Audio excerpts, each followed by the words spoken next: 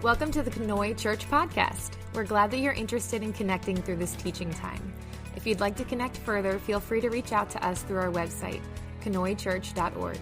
For now, enjoy this teaching from Kenoi Church, where our mission is to lead people into a growing relationship with Jesus Christ.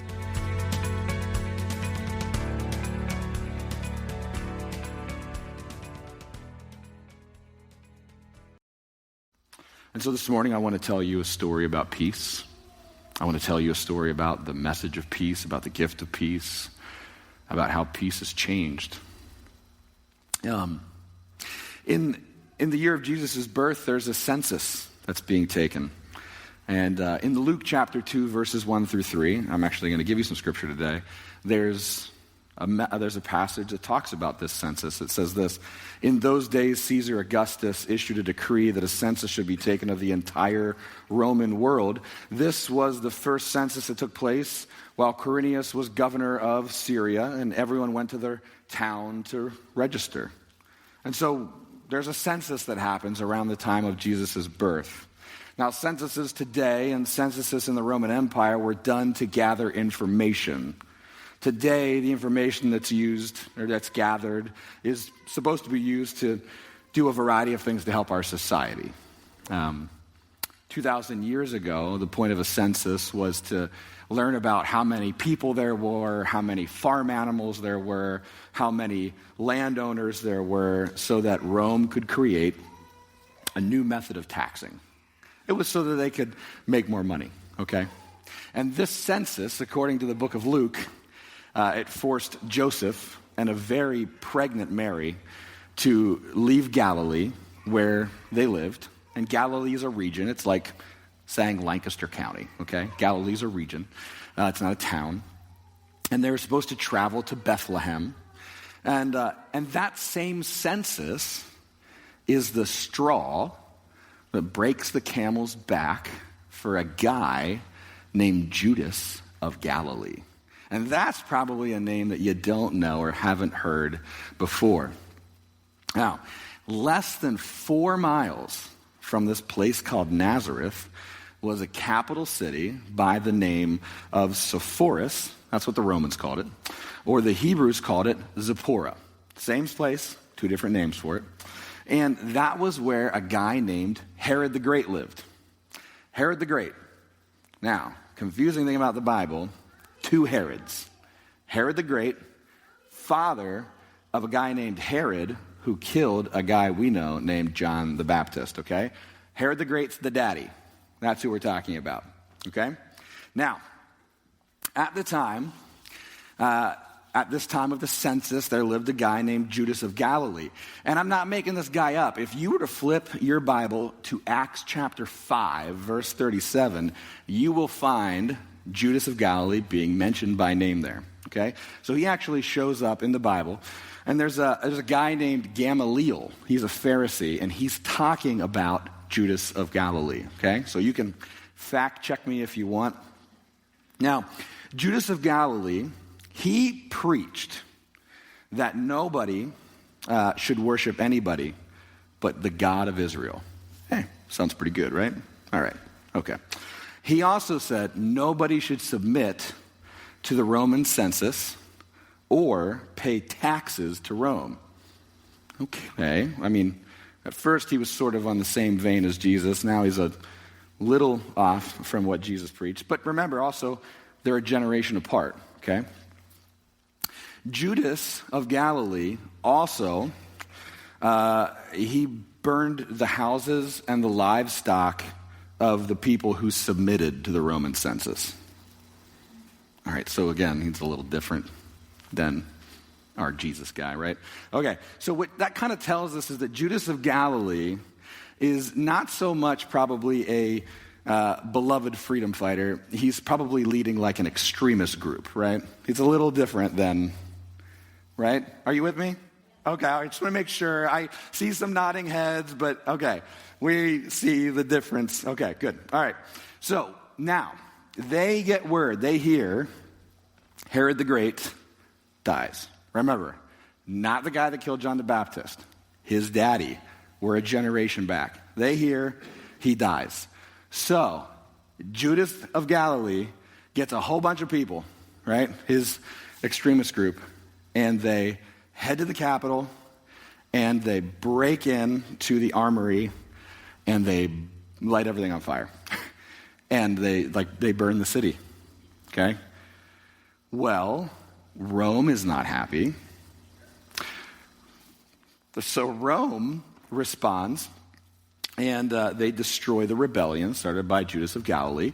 And in Acts chapter 5, verse 37 to 39, that Gamaliel guy, the Pharisee I was telling you about, he's talking about this rebellion in his speech.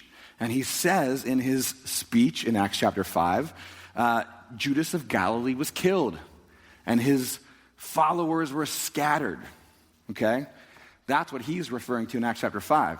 And what I'm telling you now is Judas wasn't just killed, and his followers weren't just scattered.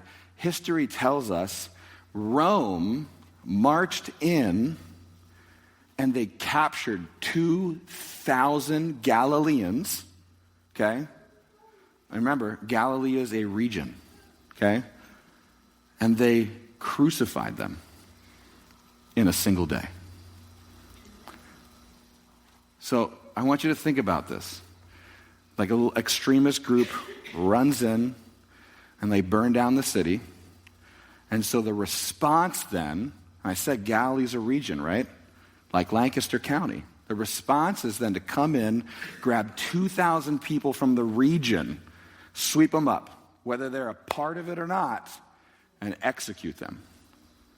That was Rome's response to quash that rebellion. So, around the same time that Jesus cries his first cries and breathes his first breath, this revolt ended with the death of 2,000 people from his home region.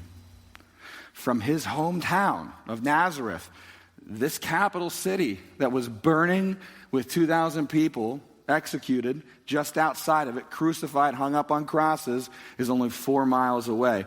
You would have seen the smoke from his hometown, and you probably wonder, why in the world are you telling us this, Nick?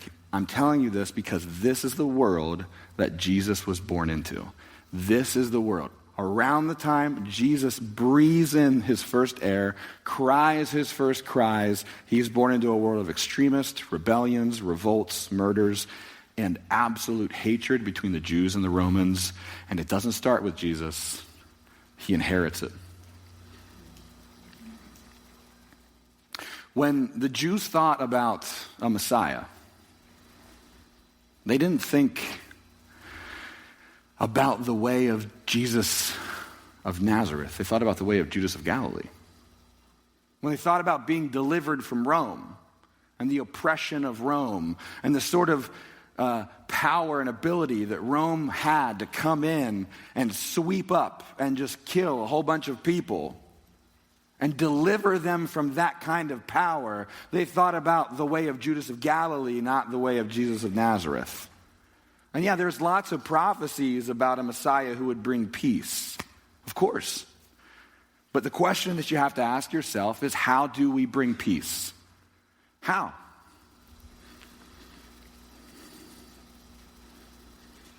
How do we bring peace? How do any of us bring peace? Think about humanity. Think about your human imagination. How do we bring peace? Because our human imagination seems to be limited. When we encounter conflict, how do we bring peace? The human response to conflict is conflict. It's what we do. That's how we end conflict. We end conflict with conflict. When your children fight with you about the rules, most of us fight back. When you were a teenager and your parents fought with you, what did you do? You fought back. When your boss tells you you did a terrible job, most of you talk about your boss behind their back, right? Or you say it's your boss's fault. They did something unfair, right? Okay. When your spouse acts disagreeable with you, you act disagreeable back. When a bully picks on you, what's the most common advice you give somebody? You got to knock the bully down. That's the only way the bully wins. The only way the bully learns, right? Okay. When one nation attacks another nation, the response is to attack the nation back. The response, the human response to conflict is conflict. That's the way we get to peace. We get to peace with conflict. That's how our human imagination works. We don't see it happen any other way. You look through history, and when you see it happen some other way, somebody gets shot.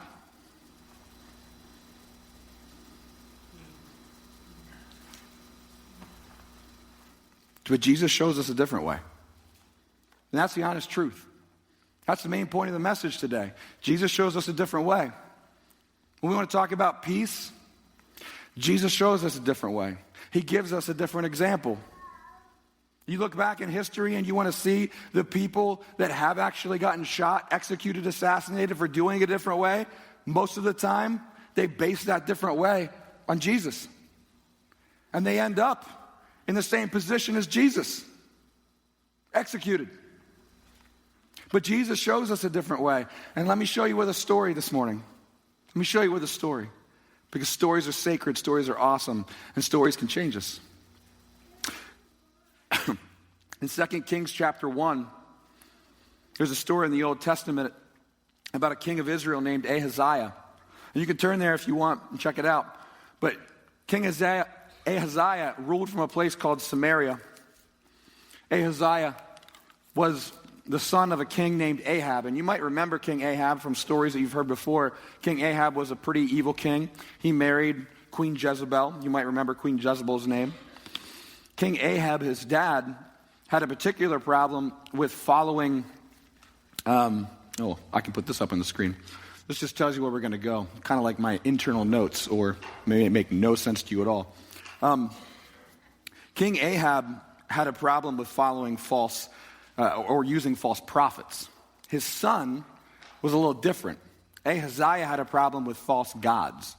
Ahaziah fell at his house and hurt himself, and he was curious, is this fall going to kill me? And so he decided to ask, not the God of Israel, but a false god. And so he sent some messengers to go ask a false god, is this going to kill me? And Elijah gets a message from God to tell the king, yes, this is going to kill you.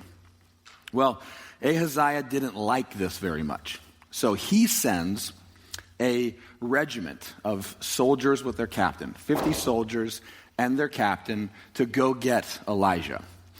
Is he going to go get him, arrest him, capture him, kill him? We don't really know what the go get him is. That's undecided. But Elijah is like sitting on top of a hill.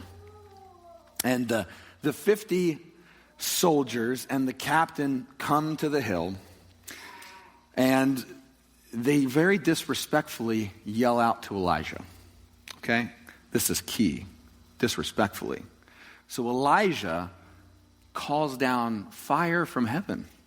And the fire from heaven comes down and consumes all of the soldiers, and they perish. So the king gets word of this. The king, by the way, who rules from a place called Samaria, sends another captain and another 50 soldiers who come from a place called Samaria.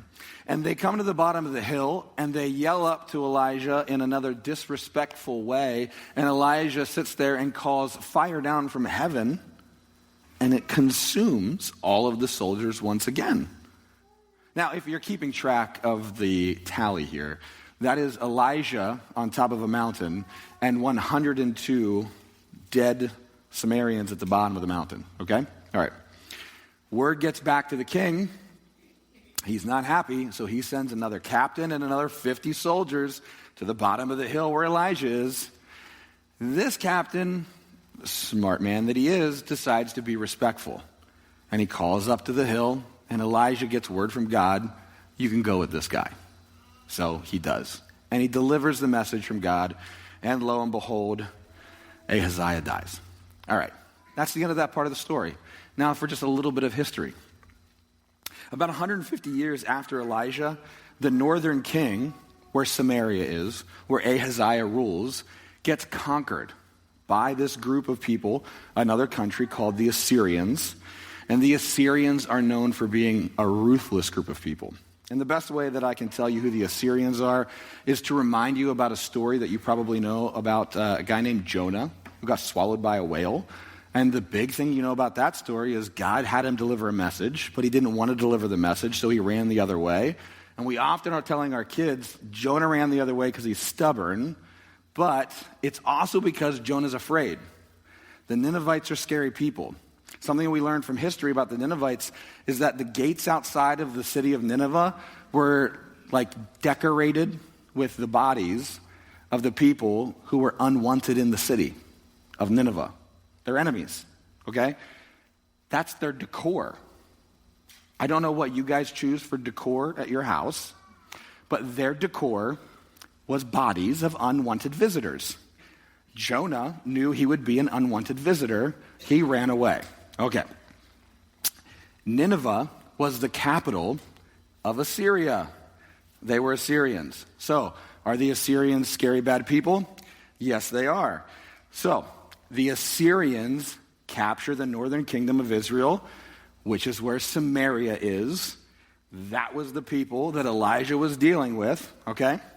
Now, when this northern kingdom of Jews gets captured, the southern kingdom of Jews cross their fingers, hope and pray that those Jews are going to be just the worst captives ever, right? They're like, hey, stay strong, guys. Just rebel against them. Be the worst. Keep the faith. Believe in God. Keep the faith, guys, right? That's what they hope. But they don't, okay? Instead, they end up marrying their captors. They have children and families with their captors. They end up worshiping their gods. And they eventually end up claiming that the place to worship the God of Israel was no longer in the temple in Jerusalem, but instead on a mountain somewhere else. And so that becomes a very great dividing theological matter between the Jews in the northern kingdom and the Jews in the southern kingdom, or the Jews who lived in Samaria and the Jews who lived in Jerusalem. Are you still with me? Okay. Now, eventually, Assyrians released them. Okay? Not the Assyrians, but the people who conquered the Assyrians and the people who conquered them, and eventually they're released. Okay? And they come back. But now they're known by another name. Any guesses? Samaritans. This is how we get to the Samaritans. And the Samaritans are a people that the Jews think of as half-breeds, mixed breeds, less than. They are less than pure. They're a hated people. They are the descendants of the people who couldn't keep the faith. They're not pure. They're not real believers. They don't believe that you have to go to Jerusalem to worship. They don't believe you worship God in the temple. And even if they believe most of the right stuff, the big things they don't get right. Those guys are second-class citizens. And so we will always avoid going to that country. We will avoid those people. And if those people ever get near us, we will spit on them. There is nothing good about those people. Do you understand? Okay. Because now you can look at Luke chapter 9. Luke chapter 9, verse 51. That's a new story, but it's an important story. One thing you just have to know before you read Luke chapter 9, verse 51, is that right before that story, Jesus takes James and John and Peter up to the side of this mountain to pray, and while they're up on the side of this mountain to pray, this really special thing happens. Jesus starts to glow. His face turns white, his clothes turn white, and we call this thing the transfiguration. And while he's glowing white, these two figures suddenly show up on the mountain to talk with Jesus. And though the disciples have no way of possibly knowing who these people are, they know it's Elijah and Moses standing there talking with Jesus. They came hundreds of years before the disciples, but they know Elijah and Moses are there with Jesus on the side of this mountain while Jesus is glowing. And then suddenly out of nowhere, there's this great booming voice that comes and says, "This is my son who I have chosen. Listen to him." And then just as suddenly as it started, it ends, and it's just Peter, James, and John and Jesus on the side of this mountain. But a moment ago, Jesus was glowing. God's voice was booming. And the most famous prophets in all of their history, Moses and Elijah, were there with them. And that happens right before this story. Now, Luke chapter 9, verse 51. Here we go. As the time approached for him to be taken up to heaven, Jesus resolutely sets out for Jerusalem. Why is he headed to Jerusalem? Because Jerusalem is where everything is going to happen, right? It's where he's going to have the Last Supper. It's where he's going to get arrested. It's where he's going to be crucified. Everything's going to happen in Jerusalem. So Jesus is headed to Jerusalem. And he sent messengers on ahead who went into a Samaritan village to get things ready for him. But the people did not welcome him because he was headed for Jerusalem. Why would that be a problem? Because the Samaritans believe the place you worship God is not Jerusalem, but on Mount Gerizim. When the disciples, James and John, saw this, they asked the Lord, "Do you want us to call fire down from heaven to destroy them?" But Jesus turned and rebuked them. And we generally always read the NIV here, but this is a special occasion because in the KJV, and by the way, in the NIV, if you're reading the NIV, you probably have an asterisk here. It's going to make you go down to the bottom of the page and you'll see something, but the KJV has it right in it. A little extra expansion of the verse. It says this, Jesus turned and rebuked them. "You don't know what spirit you are of. The Son of Man did not come to destroy men's lives, but to save them." Why in the world wouldn't James and John want to say this? Why wouldn't they want to call fire down from heaven? The Samaritans were being disrespectful to Jesus. They just saw Elijah on the mountain, right? They grew up hearing all the stories about Elijah. All the stories about this great, incredible prophet. And what did he do when he encountered disrespectful Samaritans? He called fire down from heaven, consumed them, destroyed them, ate them all up. They just saw them at the Transfiguration. It's fresh on their mind. They grew up with the same stories about who the Samaritans were as Jesus. So why not follow suit? If it worked for a great prophet to teach them a lesson, it might work again. But we can't underestimate what Jesus does in this moment. None of us can underestimate how Jesus changes the narrative here because Jesus is a Jew. He's a Jew just like Peter, James, and John. And he, in this situation, is the one with power. Not the power of being a Roman, like we talked about. The Jews are as oppressed by the Romans as anybody else. But the Jews thought of themselves as better than the Samaritans. They are the ones with the power in this situation. And Jesus gives us an example of respect, which is why Jesus sends messengers ahead. Jesus sends messengers ahead of himself to see if it's possible that the Samaritans wouldn't want him in the city. Do they want him to be there? There's a lot of history between the Jews and the Samaritans, and one of the things that we never, ever see in Scripture is Jesus force himself on anyone. Jesus grew up with all the same stories as Peter, James, and John about who the Samaritans were, about what they had done, about how they had acted. Jesus had a prophetic calling just like Elijah did, and yet Jesus responds totally different. Elijah, James, and John want to call fire down from heaven, not to scare them, to destroy them, not to frighten them, to consume them.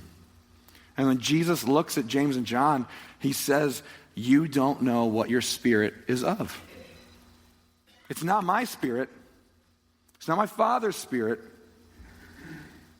You don't know what spirit you're of. Is this pride and vengeance masquerading as zeal? Like, what spirit is this? And what have James and John seen up to this point? If you're to scroll back through Luke and look at the previous 9 chapters, what have they seen up to this point? Jesus has raised the dead. He's healed lepers, paralyzed, the sick. He shared meals with those who are sinners. He's told them to love their enemies, do good to those who curse you. He's told them not to judge others. Whatever spirit Jesus has shared with them, whatever spirit he has told them about, they've seemed to have forgotten it or missed it or deliberately chosen a different one. And Jesus says very clearly to them, the Son of Man did not come to destroy lives, but to save them. Now, if we stop the story here, if we stop all the stories here, you might get the idea that peace is simply stopping people from harming others. If I stop the story right here, you might get the idea that peace is simply calling out bad behavior. But it's not. You would be wrong. Because that would be easy, folks. And you might enjoy it.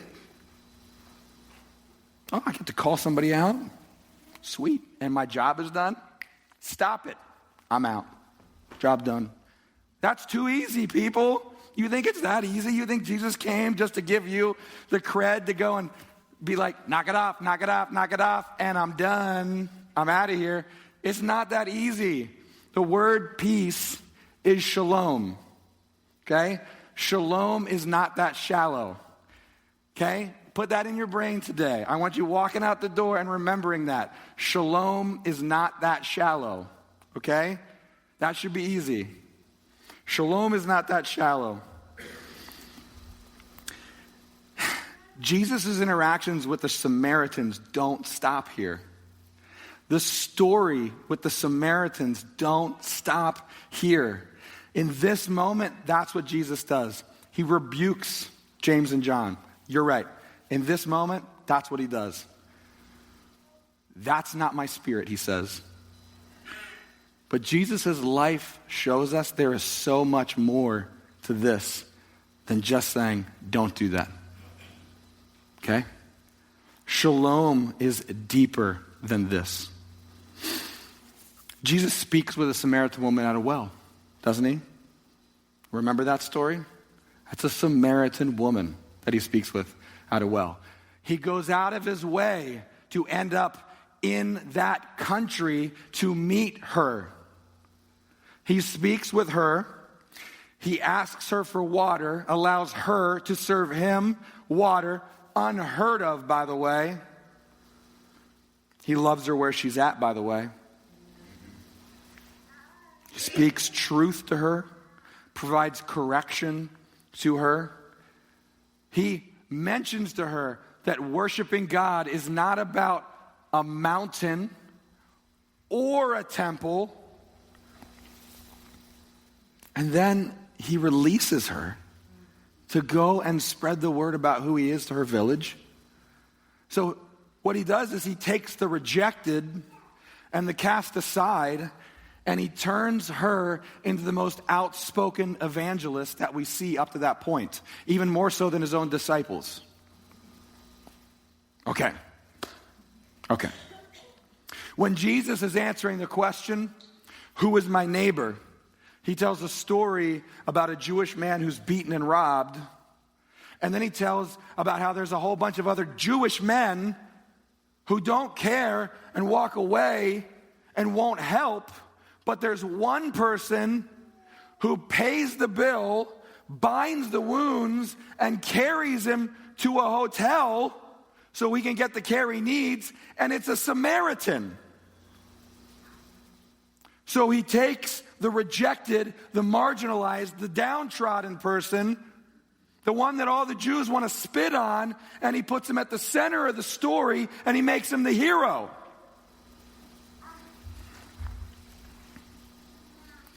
In Acts chapter 1, when Jesus is giving the Great Commission, and he's telling his disciples, his followers, you got to go. Okay, I'm leaving, so I'm leaving you guys in charge of the mission at this point. Everything I've taught you It's now yours. You go with this. So you are going to go in Jerusalem, all of Judea, and Samaria.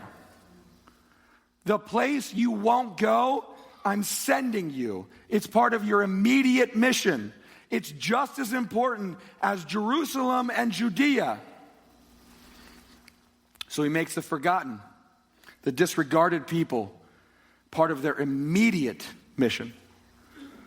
Look, shalom is not that shallow. It's not as shallow as saying stop and walking out the door. Shalom happens when we stop fighting and we start working together. When we're shoulder to shoulder, that is when shalom happens. That is when peace actually happens. When we stop battling and we start getting along. Excuse me. The followers of Jesus were not united by being Jewish or Samaritan or Gentile, because we will see in less than 10 years, all of that goes out the window if you just keep reading your Bible. It's all gone. The Jewish-Gentile thing, it's not even a conversation anymore. This is not what unites the followers of Jesus.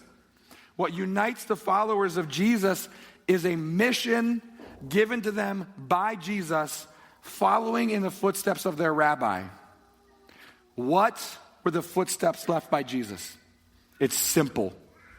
These are the words of Jesus. I will repeat them to you right now. I'll put them on the screen so you can read them as I read them.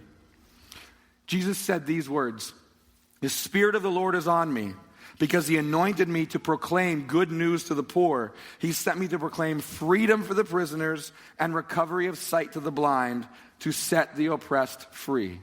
This was why Jesus came. This was the mission he extended to his followers. This was the mission he extended to them, to go beyond their home, beyond their comforts, beyond who they thought should be included. It's the mission he extends to you now.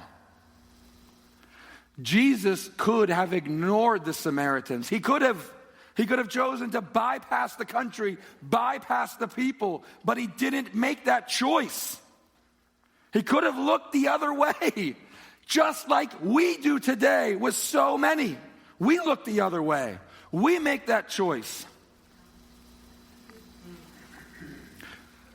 But to a group of people that were in bondage and oppressed and ignored, you know what he did? He trusted them to evangelize. He made them part of the immediate mission, and he told stories where they were the hero. Jesus redefined peace for all of us, because he doesn't say that the way to peace is with more violence. He ends violence. He ends the system of violence, the path of violence, the narrative of violence. And he doesn't by including the people that we keep excluding. And so the thing that I feel compelled to ask you this morning on the path to peace is for each of us to look at our lives, our families. Who are you excluding? Or cutting out, walking away from, turning away from, closing your eyes to?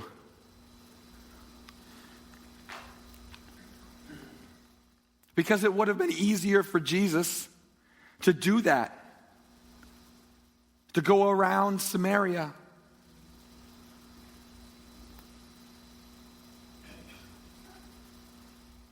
And yet he chose not.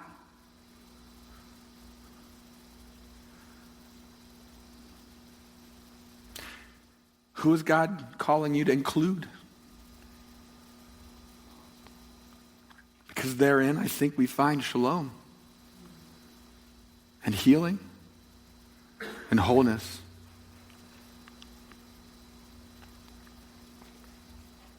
Let's pray.